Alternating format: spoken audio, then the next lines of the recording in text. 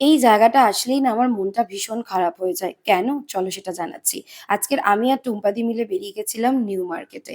আর new market হলো আমাদের মতন শপিং পাগলুদের স্বর্গ। এখানে কি নেই? এখানে দেখো ভাইরাল কাশ্মীরি ঝুমকা। আর এগুলো কিনতে গেলে পকেটে টাকা থাকতে হবে। আর টাকা না থাকলেই তো মনটা খারাপ হয়ে যাবে, তাই না? বাইরে যেখানে এগুলো ৳১,৫০০ ৳২,০০০ করে দাম, এখানে মাত্র ৳২৫০ থেকে শুরু। আর এইখানে দেখতে পাচ্ছ ইয়াররিংস এর সম্ভার। আমার ইয়াররিংস ভীষণ, ভীষণ, ভীষণ ভালো লাগে। স্টাডস থেকে শুরু করে ঝুমকা থেকে শুরু করে সবকিছু ছিল মাত্র ৳৩০ করে। আমি এই ২ টো পেয়ার নিয়েছিলাম আর এটা নিয়েছিলাম ওয়েস্টার্ন ওয়্যার এর সাথে পেয়ার আপ করব বলে।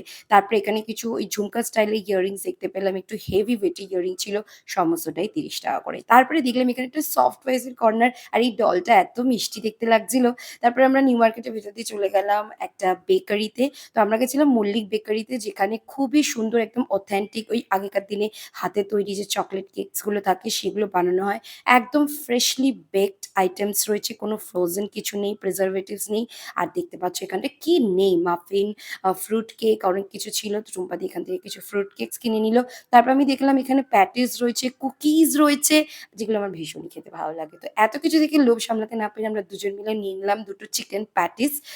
পাফড চিকেন প্যাটিস ছিল, যেটার সাথে কেচাপও দিয়েছিল। গরম, গরম দারুণ সুন্দর খেতে ছিল। গেলে তোমরা একবার নিশ্চয়ই ট্রাই করো। পাশে একটা দোকান ছিল যেখানে ওই হ্যাপি বার্থডে র কিছু জিনিস পাওয়া যাচ্ছিল, যেটা আমার দরকার ছিল অ্যাকচুয়ালি। ওখান থেকে কিছু আইটেমস কিনে নিলাম। এত অ্যাফোর্ডেবল প্রাইস এ ছিল যে কি বলব।